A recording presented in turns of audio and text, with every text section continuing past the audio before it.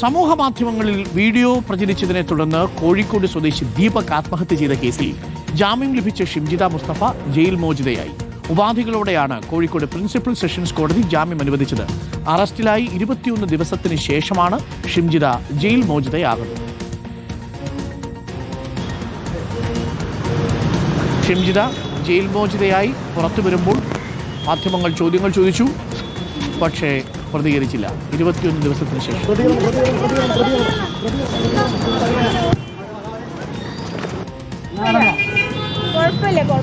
എന്തെങ്കിലും പറയാനുണ്ടോ? ഇല്ല,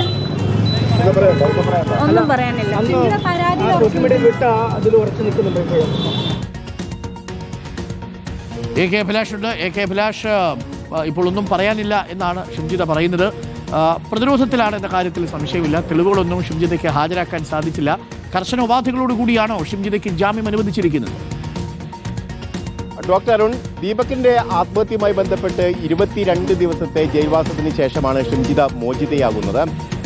കടുത്ത ഉപാധികളോടുകൂടിയാണ് കോടതി ജാമ്യം നൽകിയിരിക്കുന്നത്. ഇതിൽ പ്രധാനമായും സാക്ഷികളെ സ്വാധീനിക്കുകയോ അല്ലെങ്കിൽ തെളിവ് നശിപ്പിക്കാനോ ശ്രമിക്കരുതെന്നും അതോടൊപ്പം തന്നെ മാസത്തിൽ 2 തവണ അന്വേഷണ ഉദ്യോഗസ്ഥന്റെ മുന്നിൽ ഹാജരാവണമെന്നടക്കമുള്ള വ്യവസ്ഥകളാണ് ഇപ്പോൾ കോടതി മുന്നോട്ട് വെച്ചിരിക്കുന്നത്. ഇതിൽ ഏറ്റവും സുപ്രധാനമായ കാര്യം എന്നുള്ളത് ഷിംജിത പുറത്തേക്ക് വരുമ്പോൾ ഈ കേസുമായി ബന്ധപ്പെട്ട് എന്താണ് പൊതുസമൂഹത്തിന്റെ മുന്നിൽ വെക്കുന്ന പ്രധാനപ്പെട്ട സന്ദേശം എന്നുള്ളതാണ്. ഇതിൽ ഒന്നാമത്തേത് സമൂഹ മാധ്യമങ്ങളെ ദുരുപയോഗം ചെയ്യപ്പെട്ടു എന്നതാണ് ഒരു പ്രധാനപ്പെട്ട കാര്യം.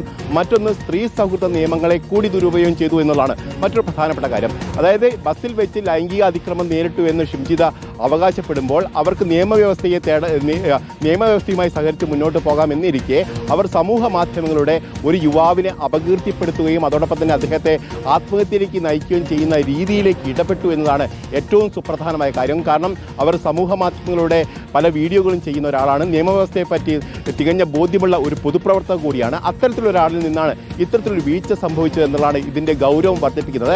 ഏതായാലും പൊതുസമൂഹത്തിൽ നിന്ന് വലിയ തരത്തിലുള്ള വിമർശനം ഉയർന്നതോടുകൂടി പോലീസ് മുൻകൂർ ജാമ്യാപേക്ഷയെ പോലും അവഗണിച്ചുകൊണ്ടാണ് അറസ്റ്റ് ചെയ്യുകയും അതോടൊപ്പം തന്നെ റിമാൻഡ് അടക്കമുള്ള നടപടിയിലേക്ക് കടക്കുകയും ചെയ്തത്. അതോടൊപ്പം തന്നെ ഈ ഫോൺ ശാസ്ത്രീയ പരിശോധനയ്ക്ക് വിധേയമാക്കിയിട്ടുണ്ട്.